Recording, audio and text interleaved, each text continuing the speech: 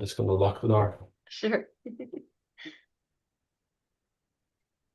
Hi there. If you've joined us early, we'll be getting started in just about 9 minutes at the top of the hour. So you've still got a little time if you want to refill your water, coffee. If you'd like to, you're also encouraged to share with us in the chat where you're joining us from.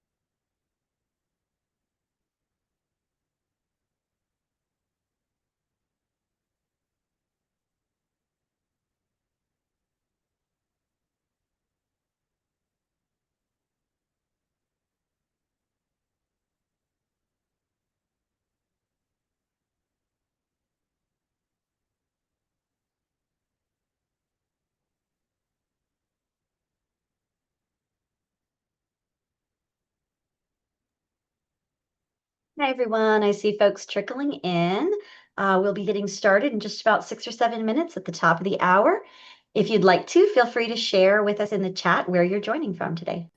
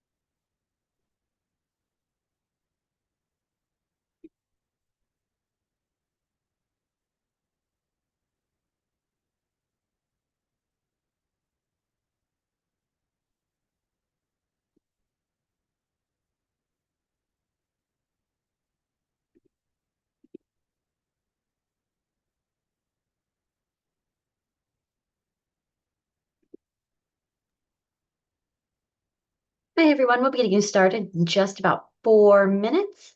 If you'd like to, feel free to share with us in the chat where you're joining from today.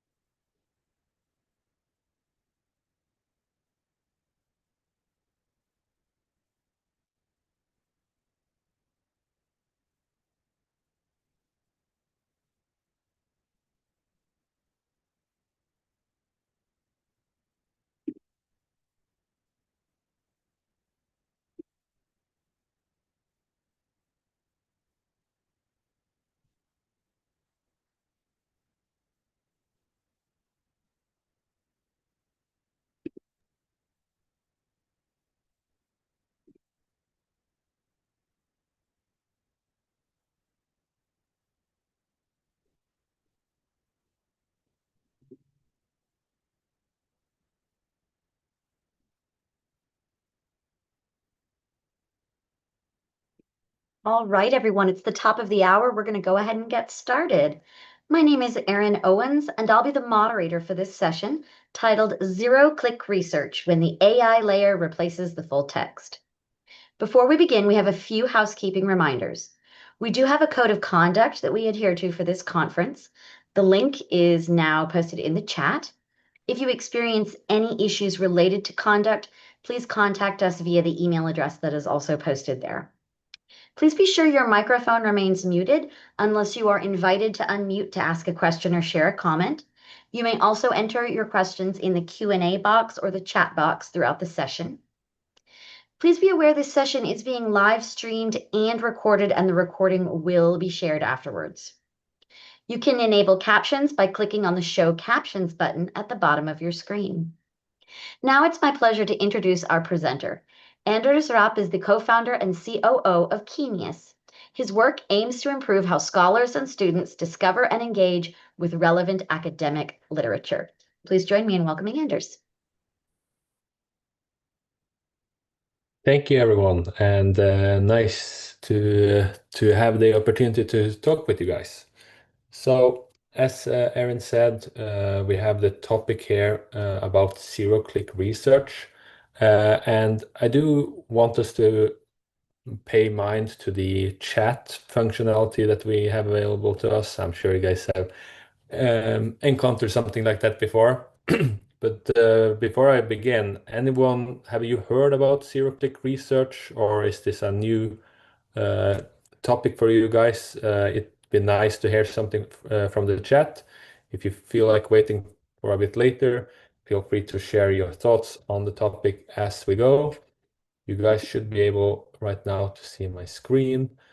And the title is, as mentioned, Zero-Click Research when the AI layer replaces the full text. And the question I have for the group is, are your students becoming zero-click researchers? It's quite the quick introduction from my end. I'm from Norway, and we recently had quite a large international conference here in the start of July, and it was all the big all the big conversation was about this, and it was mentioned by two of the keynote speakers on the last day as it evolved and evolved. And yeah, basically, there is some voice to concern now. Of course, there are some different aspects to consider on this, but you will hear it from my perspective, and I'd love to hear more from yours in the chat, as mentioned. Now, this call is quite simple. I'm going to talk about the problem that I imagine zero-click to be. I'm also going to talk a bit about what I think is quite important, and that's how all these popular AI tools are kind of built to facilitate for this behavior. I'm not pointing fingers at students. I'm not pointing fingers at established actors.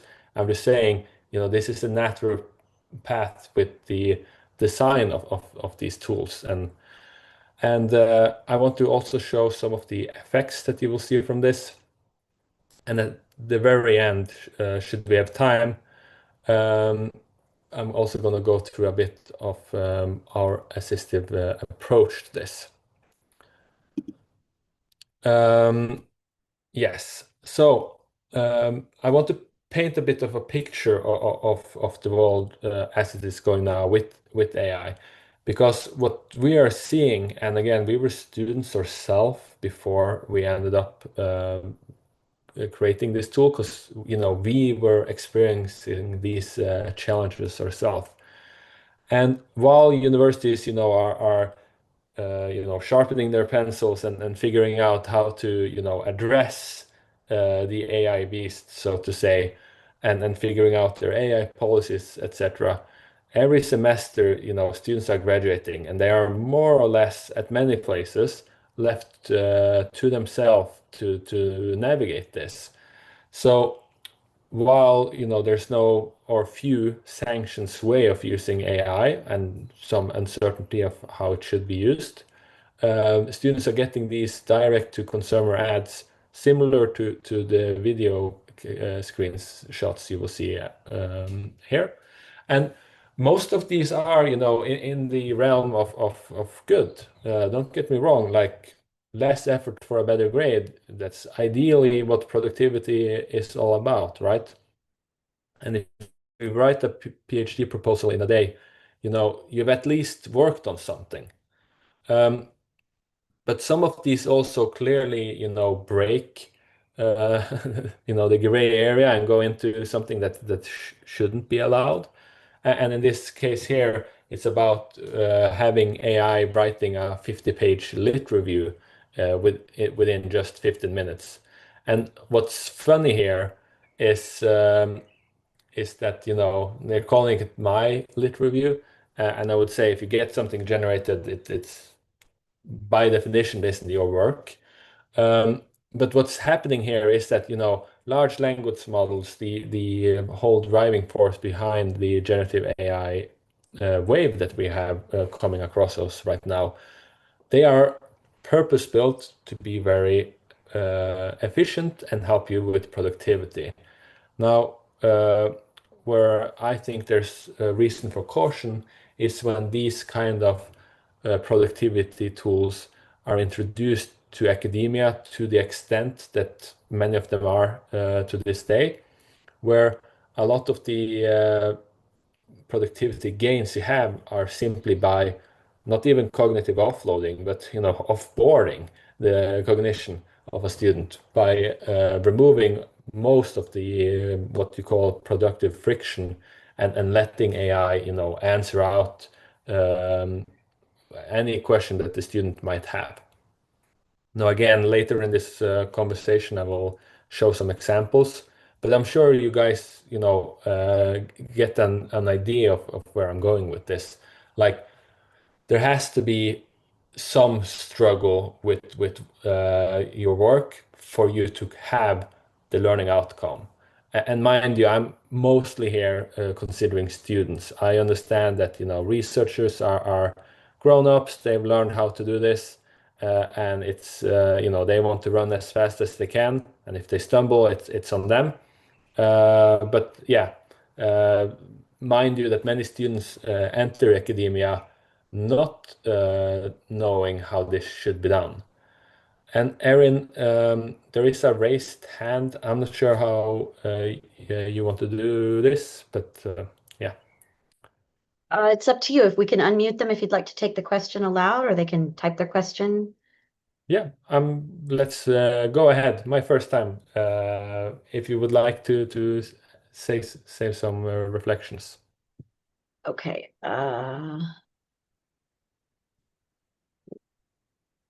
I'm not seeing it. Who has their...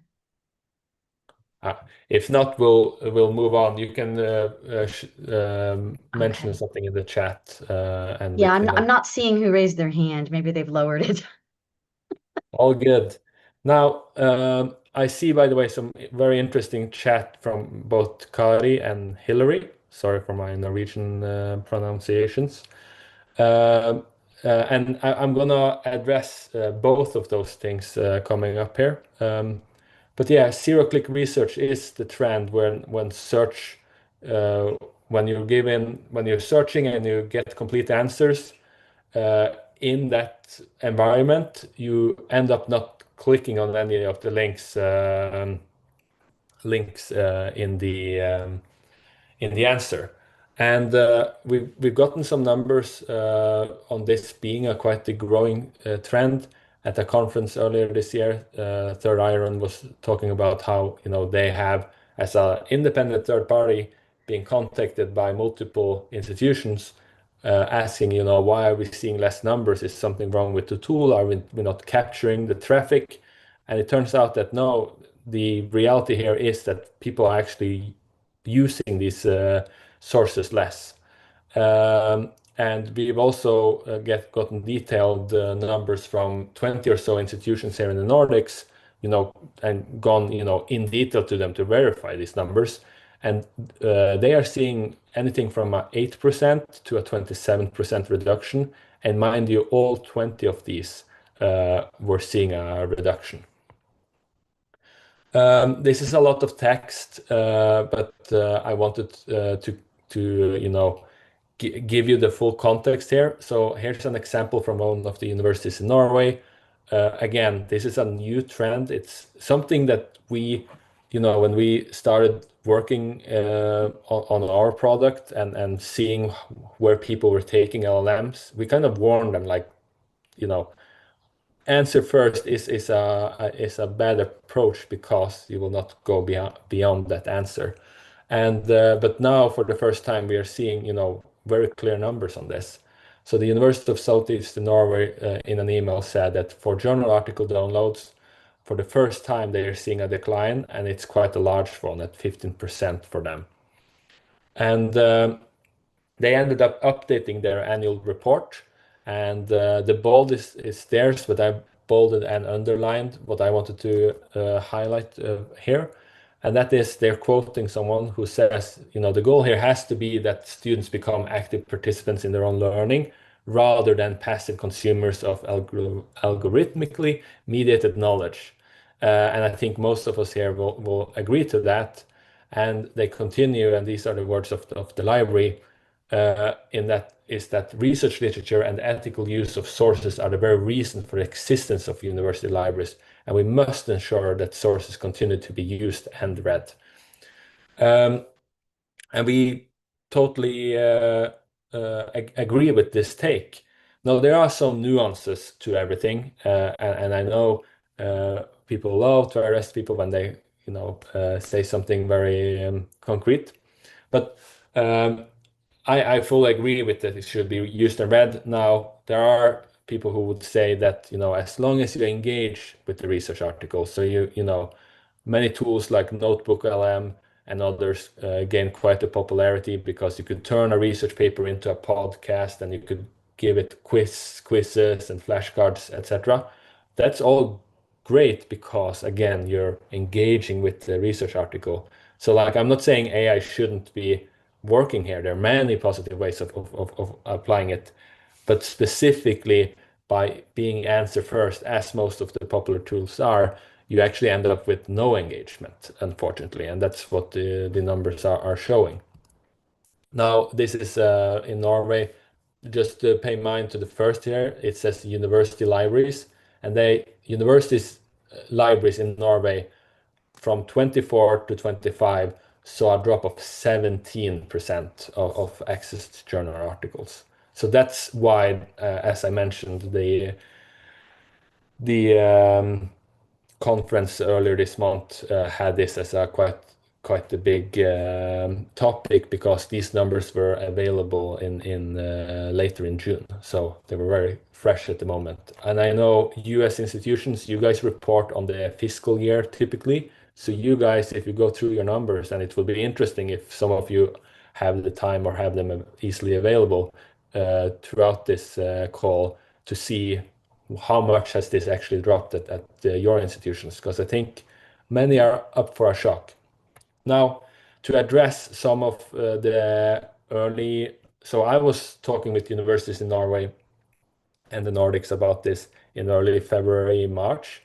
And a lot of the things I was hearing back then was like, oh, but Counter, they changed from the 5 to 5.1. It's, as has happened before with Counter, you cannot then compare those two numbers. But Counter themselves are saying that, this is regardless if people report on 5 or 5.1, there is a decrease, and this appears to be related to zero-click AI usage. And they go on to mention one of their blogs about this, where they say it's early days, but they're seeing indication that libraries who are licensed AI tools are seeing a bigger drop in usage than those which haven't. Meaning, those who are pushing or enabling more students to use these kind of tools are seeing the bigger drop. Not mind you, everyone in Norway at least has seen a drop, and that's because students will find their own way, like paying for a subscription for a month to get that thesis through is well worth it, right? But they go on to say that AI tools can be fantastic support, But reading a generated summary of research often means that students and faculty members don't go on to check out the source material. Now, this is me reporting what I'm also telling you guys, but I wanted to have countermetrics here as a third party also saying that this is something called zero-click research, and it appears to be related. The more AI tools is available to students, the more drop you have. And as mentioned, the range here in the Nordics was between 8 to 27%. Those who saw the largest drop are from very, forward-leaning tech universities here, and they were shocked to see, from one year to the other, for the first time, a drop of almost a third. But again, it's not only students, right? GPT-0, they're a bit more known in the US, I imagine. So they're typically a positive actor in the field. And they ended up, investigating many of the submissions to one of the top AI conferences earlier this year. And what they was able to find was that they had more than 100 hallucinations among these papers. Now, these were from then top researchers from famous universities or companies. But what this clearly shows, and there was a range of how hallucinated was this.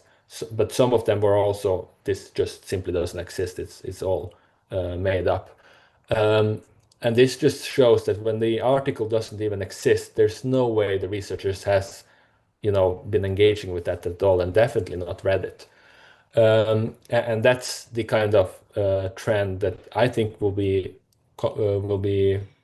being more and more enforced, and that's why we are here trying to share some awareness around it. I promised to share some example from established vendors. By the way, if people have questions throughout, please just phrase them as a question here. And Primo Research Assistant, it's maybe the most available. They have a big chunk of the market, and this was turned on for free. I know some people turned it off, but many students end up actually having this available to them.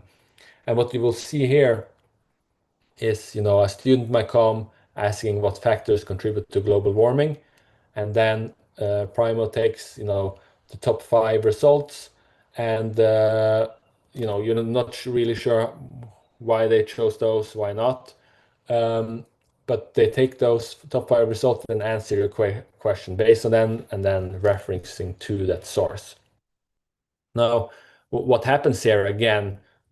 Imagine you're a young student, not so knowledgeable about your field. That's almost by definition. Every semester, it's something new that you're studying. But these answers are great, and as they say themselves, these answers, their models are trained to be able to give fantastic answers based on journal articles. So the answers is great. It's probably better than what the students would be able to make themselves, which again is a bit disheartening, because as a student, if you read this answer, you will be like, that's perfect. I don't have anything to add to that. So they more or less copy paste. What we have experienced from students talking with them together with the libraries is that, the better students, they will, paraphrase this a bit, make it their own. The better yet would, verify that the source exists on Google Scholar or similarly. But none of the students we talk with, and it isn't the biggest number, ended up actually going and looking at the original source. So like they're trained now in a completely different way. This is how, for them, imagine, again, they're new to this. This is how they enter the world. This is how they think it should work. And for those of us that's been here a bit more than just the last 3 or so years, we know that this isn't, how it used to be, and it's definitely not how it should be going, because again, a lot of the learning outcomes are being vanished here. I actually went and had a look at this first answer here and checked the source. It sounds very nice, but it's missing a few things. And I also just checked with Gemini for convenience. And again, it's vague or generic. That's what AI tools typically are. but it also goes and see that, actually a few of the specific pillars that were emphasized by the authors are missed. So again, the unfortunate part of not engaging and reading original sources is that you're missing out. The answer might sound good, might not even be correct, might be missing things, and again, a ton of learning that you end up losing out on. I will show you guys, since we seem to have the time, uh, one of the more popular direct-to-consumer tools available. Now, I'll use this without sound. This is Jenny AI. I'm not sure if you guys are familiar with this one, but they have about 800 or so videos like this. And it's from students themselves, being an influencer, trying to show how, if you have a paper due tomorrow and you haven't started yet, no worries, there is a tool for that. So I will play the video. It's just 10 seconds. It will go fast. I will play it first, and on the second round, I'll pause and make some remarks.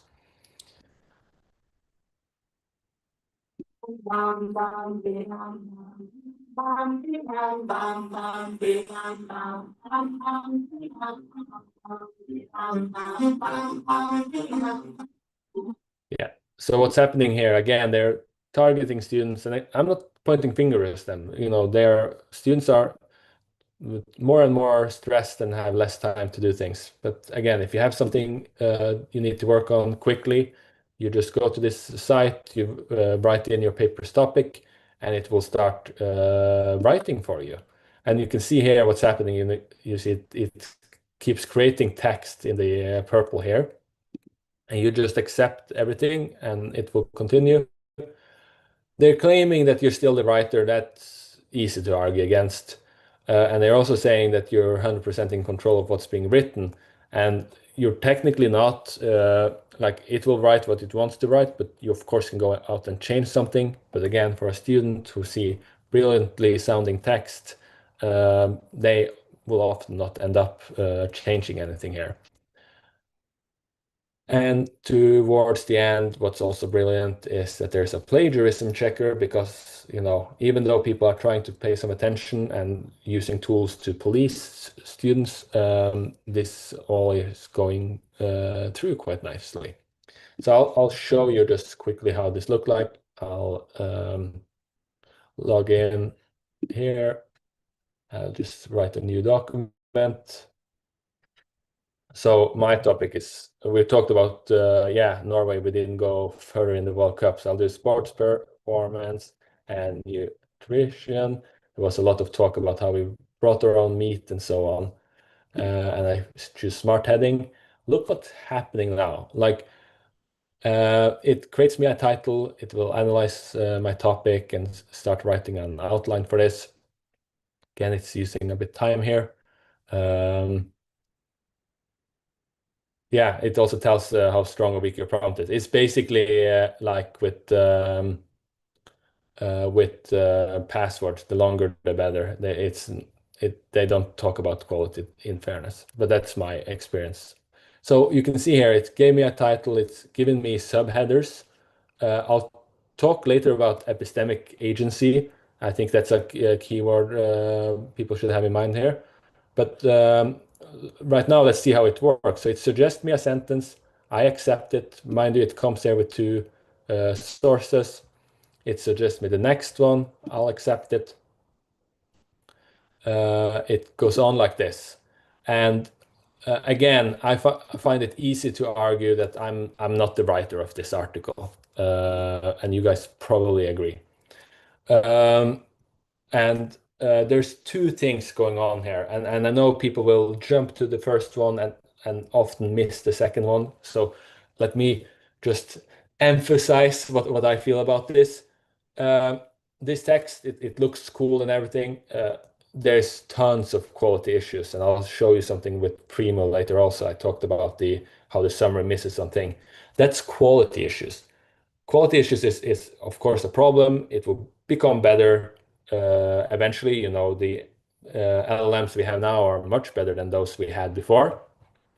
But the core and the fundamental issue here is the whole workflow. Like this is all flawed. Like this is not how a student learn. This is how they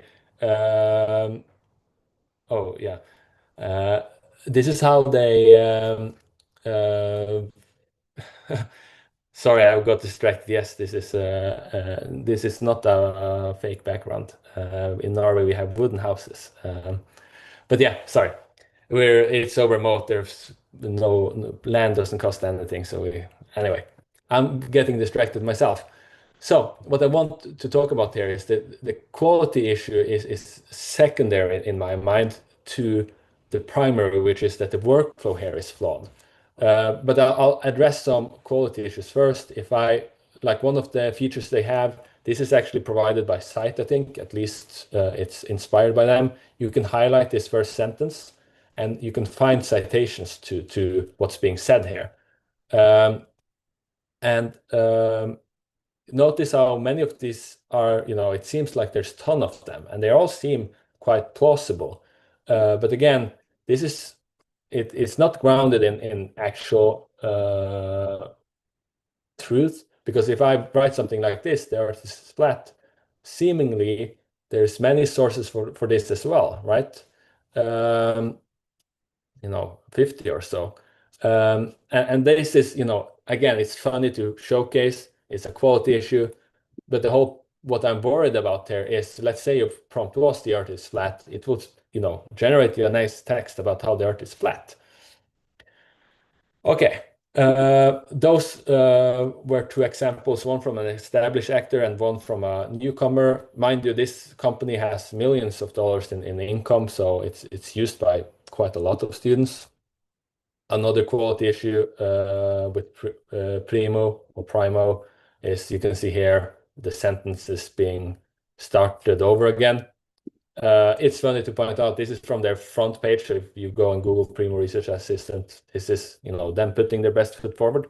But the quality is secondary. Like the problem is, I don't think students should be going into this being told the answer and then just stop their whole exploration there.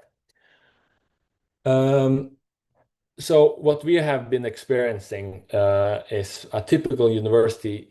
There's three things that we want to flag, and that's because all nice things comes in three.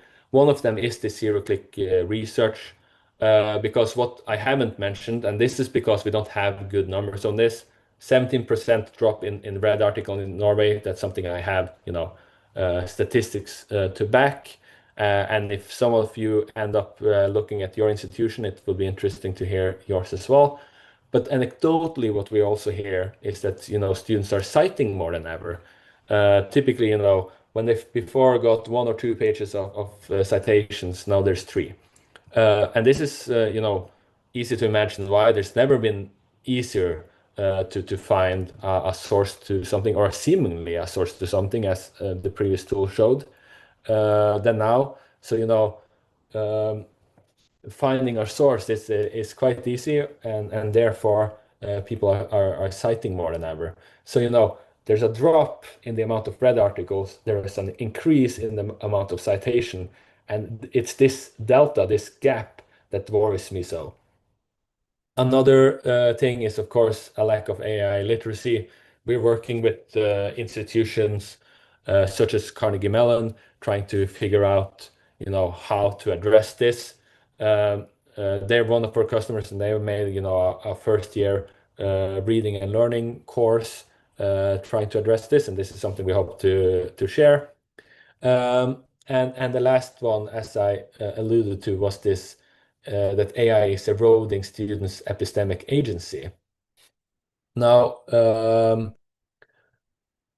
what I mean by that is, many students these days, they have a hard time, thinking about something before they check in with their AI to see what they should think about something. And that's kind of what's happening here. I put in my prompt and it tells me everything I should be considering, right? It doesn't tell me what it omits or why it omits things, or and so on. And right now, people might say that's fine, but we had another keynote in a earlier conference in Norway where they talked about, who's behind these AI tools. And it's an American crowd. I'm not going to get political with you guys, but it's like, who's behind this? Because right now they're behaving at their very best. Like they will never behave as good as this. But later, when they have, conflicting interest or biases that they want to push, then I'm super worried that you're writing about a contentious topic, and the AI swirls you around some of the heated topics that they don't want you to think about or consider. So that's not for today, but that's something I just want to flag as well.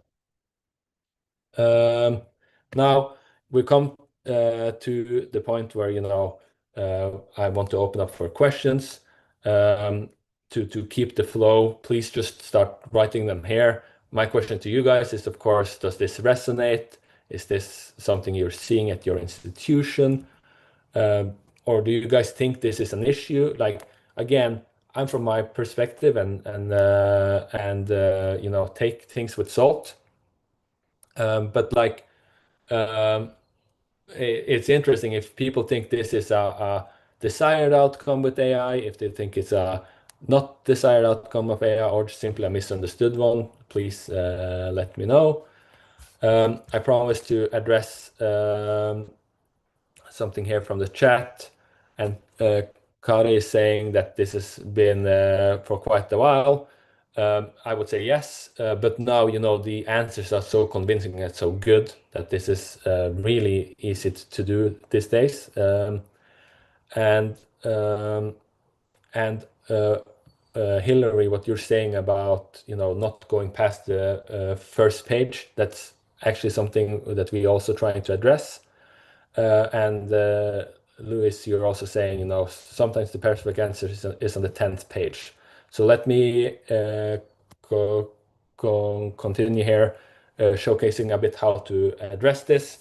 But first, Lynn is saying, wow, the option is to find citation to back up your argument is the opposite of what we need to do to learn. That is terrifying. Exactly. Like, and again, students, many go through their degree not interacting much with others or the library, and they don't know that this is wrong because, again, the tools are provided by the university and they use it as they imagine it should work.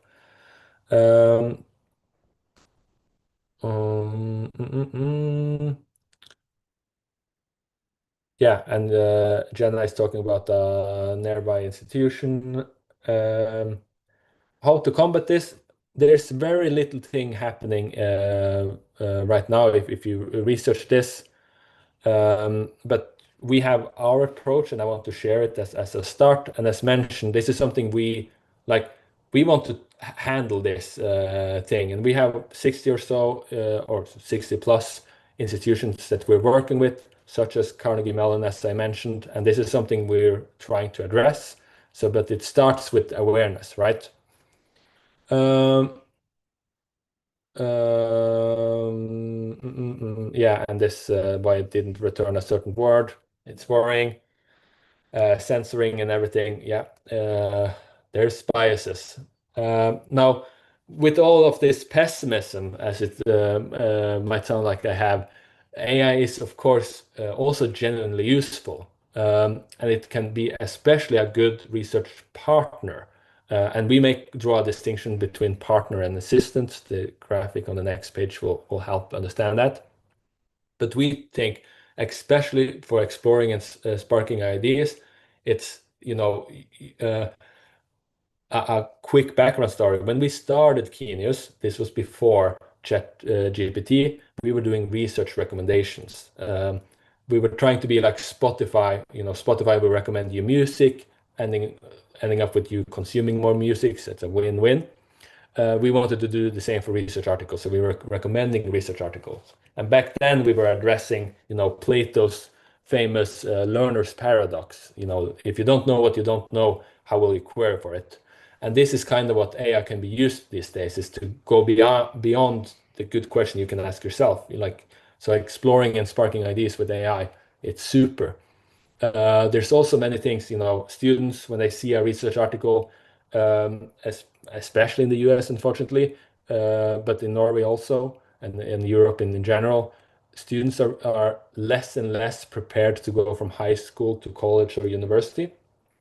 And when they these days see a research article, which can be esoteric and difficult, helping break that down and understanding is something that we think AI is amazing for, and also making it accessible. Like there's plenty of research on how, if English is your second language, it takes you more time and effort to read and understand papers. And AI is very good at translation. And so having it help you understand things and make it more accessible is one example of that.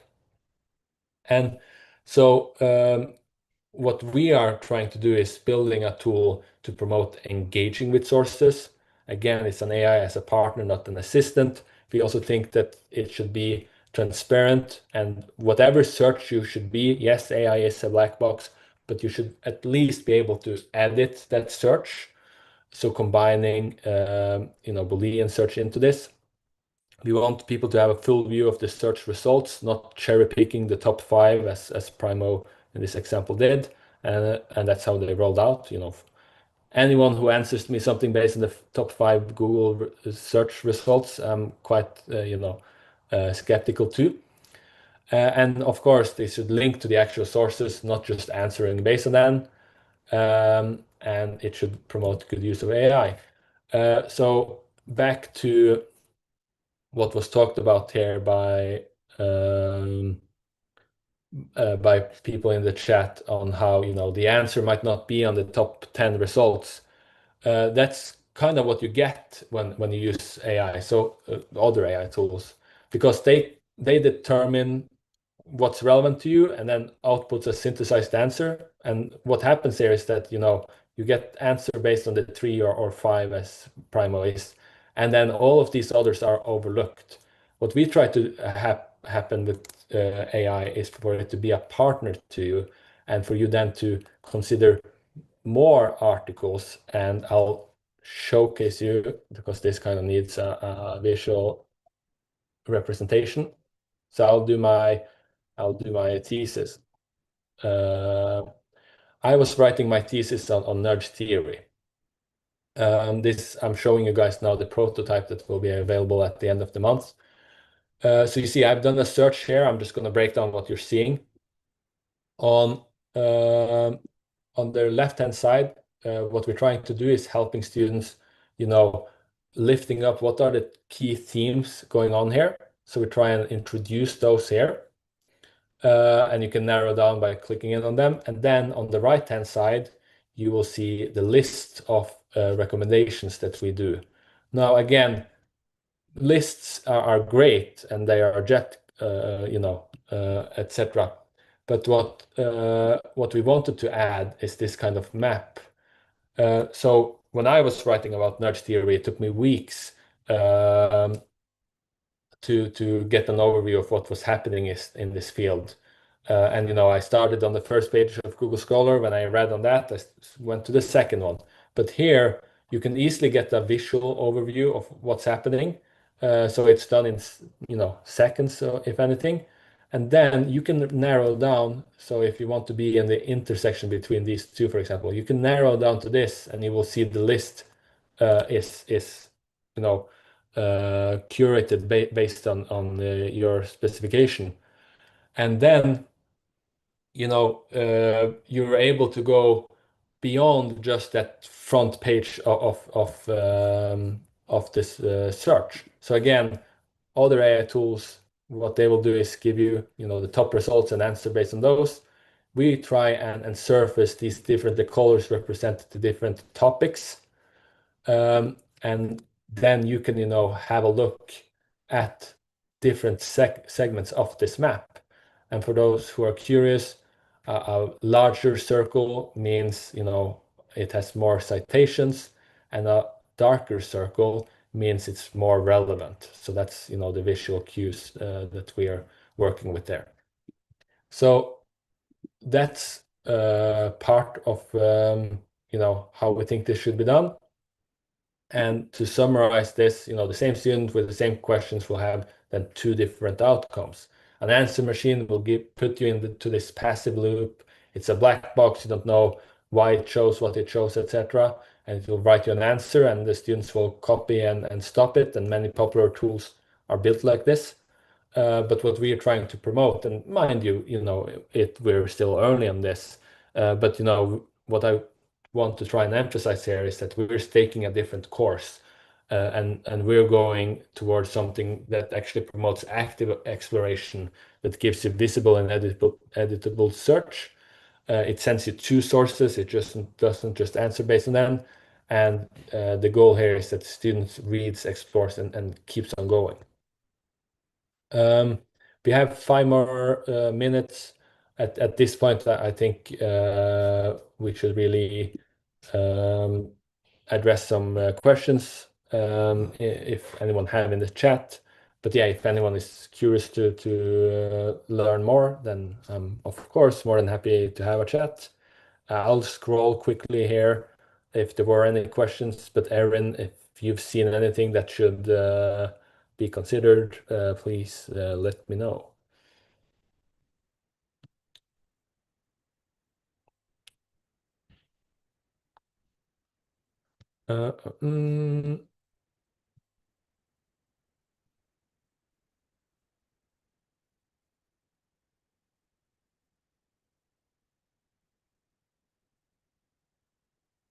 Yeah, sorry, I'm just not the multitasker, so I'm reading some questions right now, or some chats, I mean.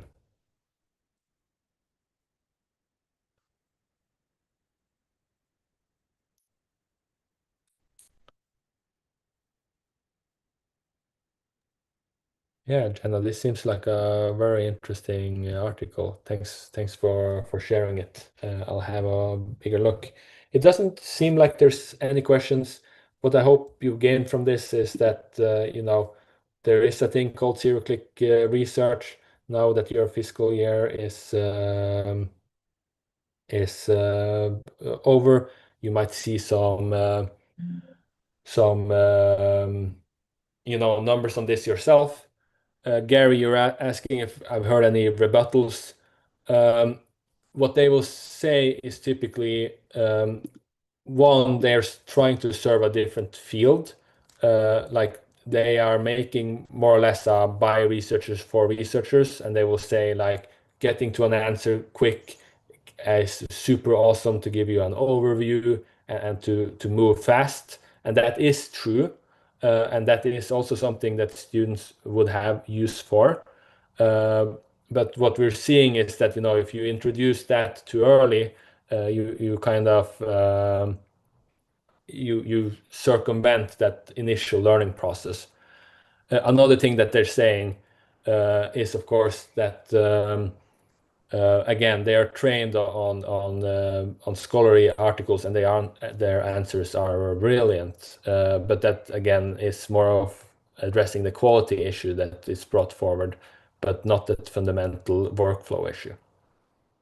We've also got another question here asking, does Kenius work in the same way as Research Rabbit, especially in linking for related articles?